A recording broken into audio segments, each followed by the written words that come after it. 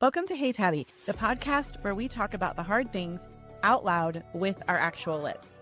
We'll cover all kinds of topics across the mental health spectrum, including how it intersects with the Christian faith. Nothing is off limits here, and we are not take two verses and call me in the morning. I'm Tabitha Westbrook, and I'm a licensed trauma therapist, but I'm not your trauma therapist. I'm an expert in domestic abuse and coercive control, and how complex trauma impacts our health and well-being. Our focus here is knowledge and healing. Trauma doesn't have to eat your lunch forever. There is hope. Now, let's get going. Welcome to this episode of Hey Tabby. On this episode, we are going to talk about how we create a vision board and talking about words of the year. This is something that I started, it has now been 4 or 5 years now, I guess, that I've been pretty consistently doing a word of the year. And I know that it might sound silly to people, but I actually have found it super helpful. So one of the things that I noticed is that when I set a word of the year and I set the intention of doing that word of the year, or like I'm embracing that word, I guess is probably the best way to put it. I noticed that I move toward it. And so, for example, a year after I had a ton of really hard health issues, my word for the following year was restore. And that was a word that I kept coming back to in terms of working through healing and trying to be in a healthier physical place than I was the previous year, because the previous year was honestly quite rough. For the folks who know me, you've heard these stories, but I tried to meet Jesus face to face a few times, more than most people ought to in a given year, basically. So it was really apropos that my word for the following year was restore. And I really did live into that word in a lot of ways. And a lot was actually restored, not just my physical health in some ways, but also some other things in my personal life. And that was really awesome. Another thing that the word of the year really lends itself nicely to is a vision board. And vision boards, again, have that same psychological anchor to say, here are the things that I would really like for the next year. Now, obviously, we cannot predict everything. We don't know what's going to happen tomorrow, to be quite honest. But there are some things that we can sort of set an intention for. And I know that the Bible says that we may make the plans, but God really does order our steps. And that is true. This is not taking out the will of the Lord at all, but it is checking in with yourself about, what do you desire? What do you hope? If you're a trauma survivor, even thinking about desires and hopes may feel like I've just cursed at you, because those words may feel very unsettling or very dangerous. But I think this is an especially good exercise if you have experienced trauma, because it does help you learn how to dream again. God gives us good things. And I know that can be a really hard thing to kind of reconcile, feel like is even kind of true when you've been through trauma. And again, I'm not saying this is not name it and claim it or prosperity gospel stuff at all. What I'm saying is we can actually just hope for good things. That's the thing, right? And that's really the essence of faith, is hoping for something that hasn't happened yet. So this is just a really good exercise, and it really presses into some healing and gives us this anchor for growth. So why do vision boards even matter?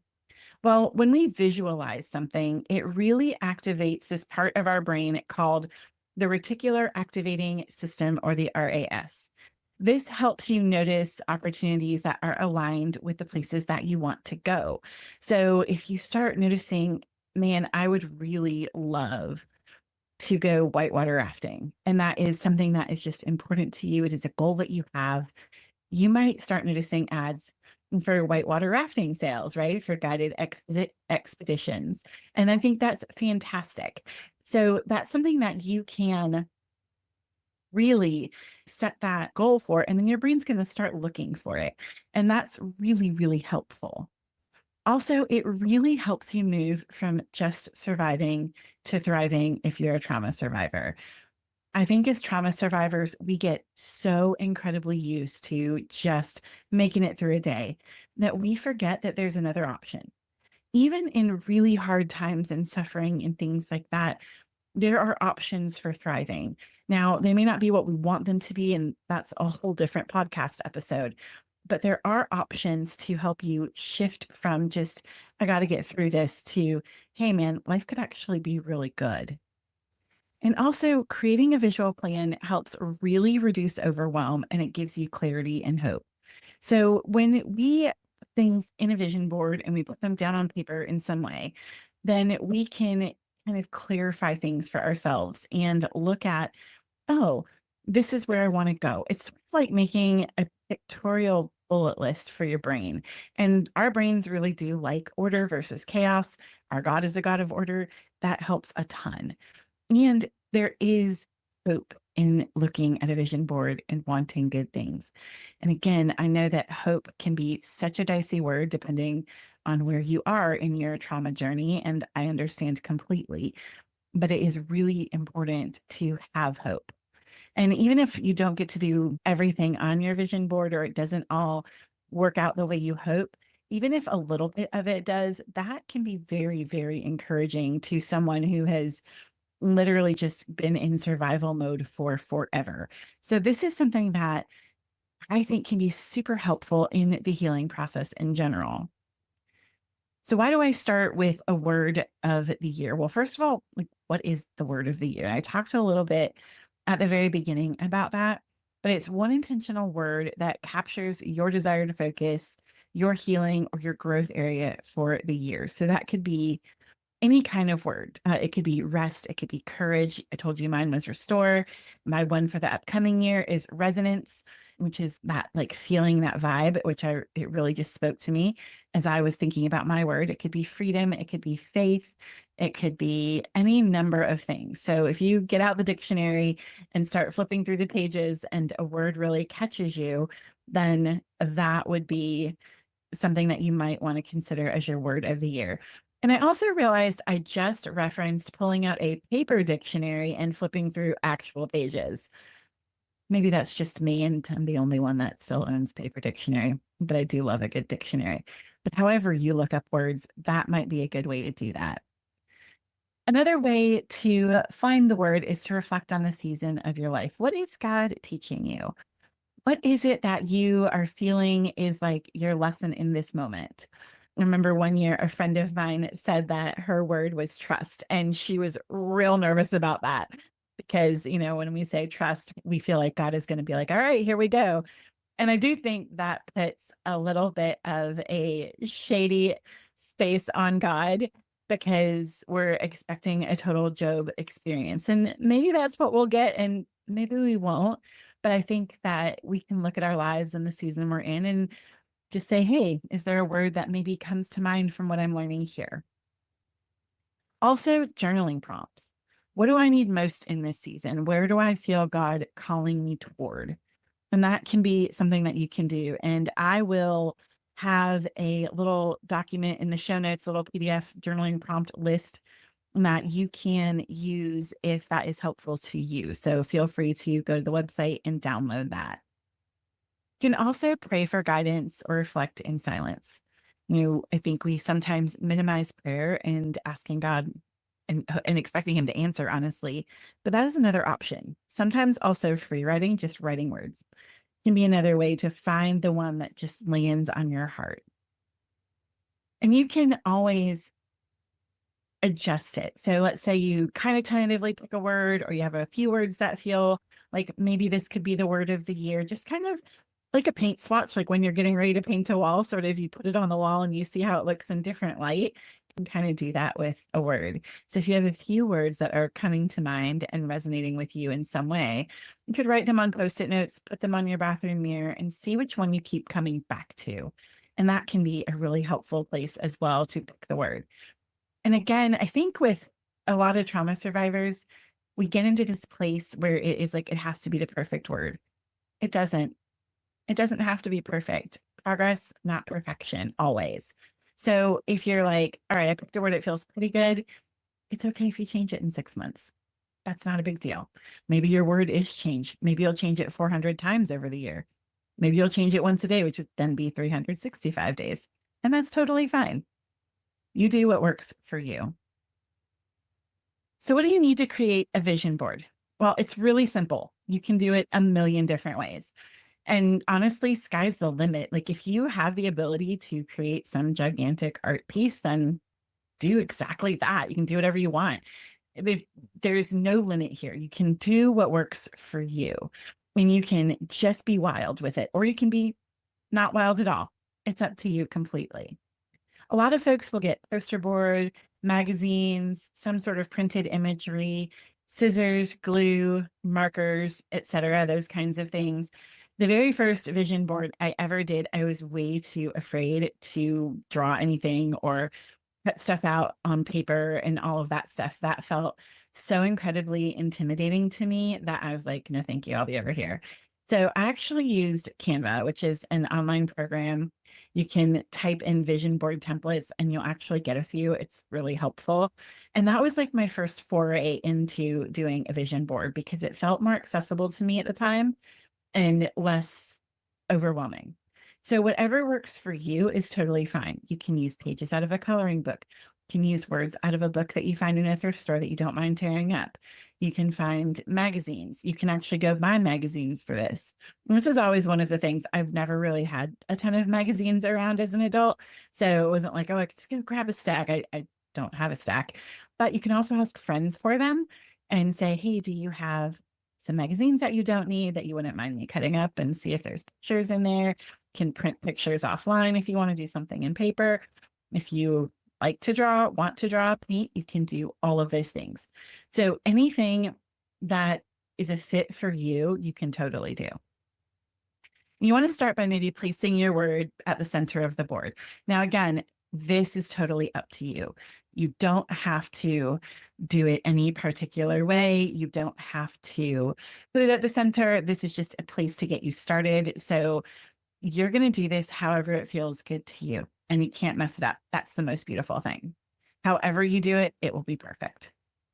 And then you basically want to surround that word with images and words that represent your hopes, your goals, and your intentions. So, for example, one year I definitely wanted to hike more. That was a goal that I had. And so in that vision board, I a picture of me on the trail on a summer day looking really happy. And that just reminded me that I wanted to hike.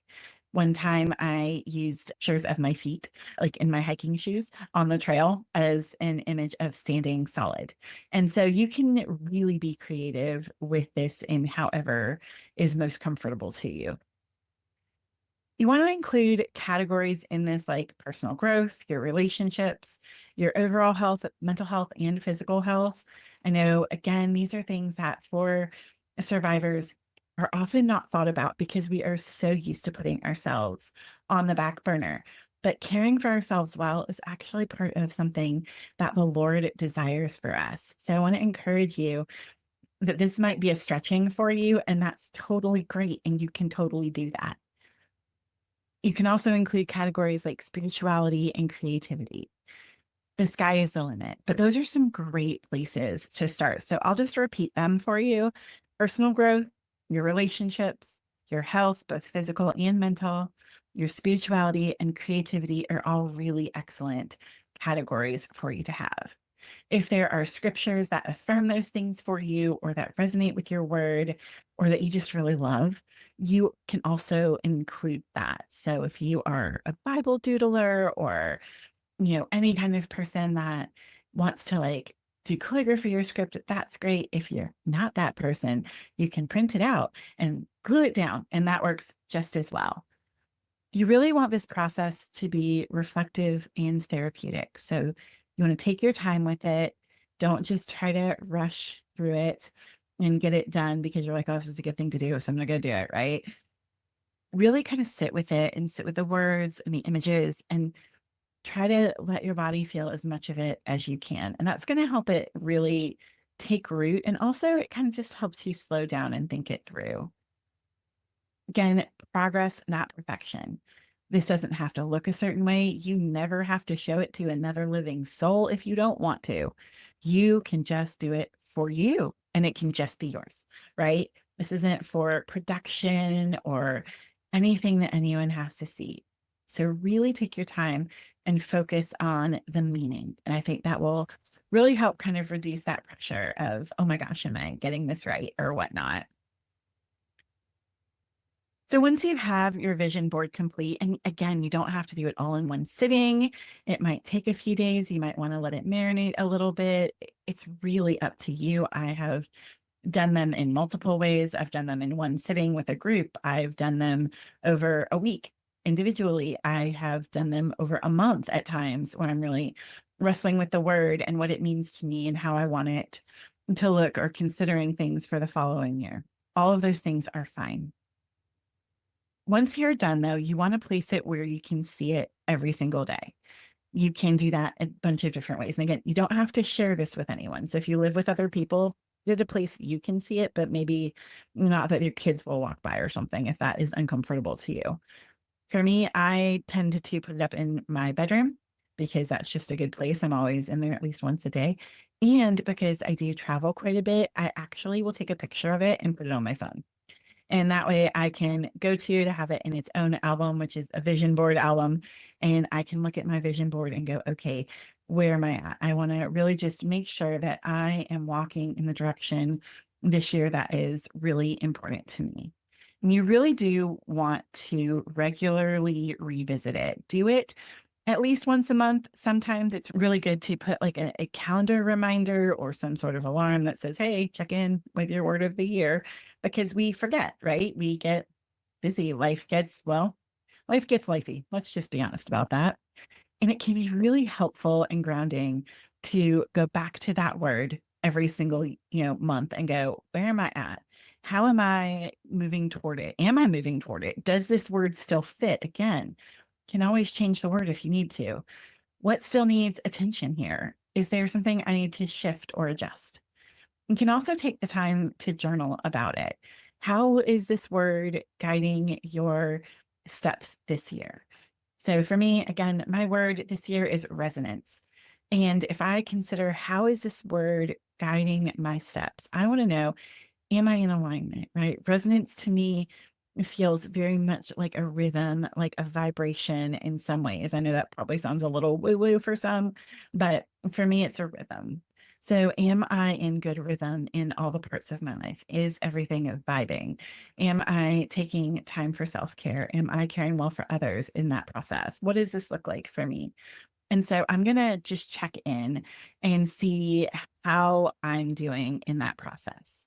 And then again, I'm going to adjust. I'm going to shift where I need to shift. I'm going to do what I need to do, and it will be awesome. And again, this just brings in hope, right? God talks about us hoping, and He is our ultimate hope. And all the good things are from Him. And I think that honestly, it just gives us an opportunity again to just hang out with Him and go, all right, Lord, this is my word. Tell me a little bit more about this. One year, my word was heal. And I sat down with that word and I was like, Lord, there seems to be so much that needs to be healed, both in my soul and my life. Like, I feel like I am not getting anywhere with any of it. And it just really gave me an opportunity to hang out with Him and just talk with Him. And I know that depending on what your traumatic experiences have been and whether or not spiritual abuse was involved for you, that having a really frank conversation with God might feel super scary. And what I'll tell you is this, that He is not mad when you talk to Him. And sometimes we have to disentangle ourselves from the theology that an abuser maybe spoke over us that looks absolutely nothing like God at all, frankly, if I'm being real honest with that. So if that's hard for you, like, that's okay. You are where you are. If there is a really deep struggle there, you might benefit from talking it out with a therapist. Totally get that as well. And you don't have to like talk to the Lord in New King James either. Like, He's okay with wherever you are. But it is an opportunity to sit with Him and just go, hey, I have questions, God. I need some stuff. Help me out here a little bit. So I want to just encourage you in this space as you choose your word to just sit comfortably, right? Maybe doodle it, as you kind of are settling in with it. But it is such a good practice in terms of learning to hope, learning to have dreams for the future, or engaging in that practice again. So much gets taken from us when we have experienced trauma that it is really helpful to do these things because they do stretch our hope muscle, if you will. And that's important. You know, traumatic events steal our hope very much because we've been in really hard places. And when we are dealing, especially if we're dealing with like complex trauma that has been going on forever and it was really bad, then this might seem very much like a pipe dream and things that you just don't even know how to deal with anymore. But I want to encourage you to give it a try. It is something that might just be way more valuable than you've ever thought if you've never done it before, or if it is a practice that maybe you set aside and haven't done in a bit. Maybe now is a good time to invite yourself back in. So with that, I'm going to end us today with just a little bit of a mindful moment together. For the folks who have been in the faith-based advocacy class with me, you know that I do this often. We do lots of grounding breaks in there, which is amazing. We're going to do one here together because I know I've brought up words that maybe were hard for you. Honestly, hope and desire and future and dreams can be such big, hard words depending on where you are in your journey. And I just want to honor that with you. So I'm going to invite you, if you're comfortable, you don't have to do anything, of course. Everything that I ever will talk about or invite you into in this podcast is an invitation. And you always can decline an invitation. So if you are comfortable, I'm going to invite you to just put a hand on your chest, either hand, does not matter which one. And just take a couple deep breaths with me. And breathe in through our nose and out through our mouth. And big in and big exhale. And one more big deep breath and a big exhale. If you're noticing some energy in your body, you can give it a wiggle. Sometimes that is really helpful as we are kind of moving through things, is to actually move our physical bodies. I want to say thank you so much for joining me on this episode of Hey Tabby. Don't forget to grab your journal prompts if you're struggling to come up with your word. I will have a link in the show notes, and I look forward to seeing you in the next episode. Thanks for joining me for today's episode of Hey Tabby. If you're looking for a resource that I mentioned in the show and you want to check out the show notes, head on over to tabithawestbrook.com/Hey Tabby. That's HEYTABI, and you can grab it there. I look forward to seeing you next time.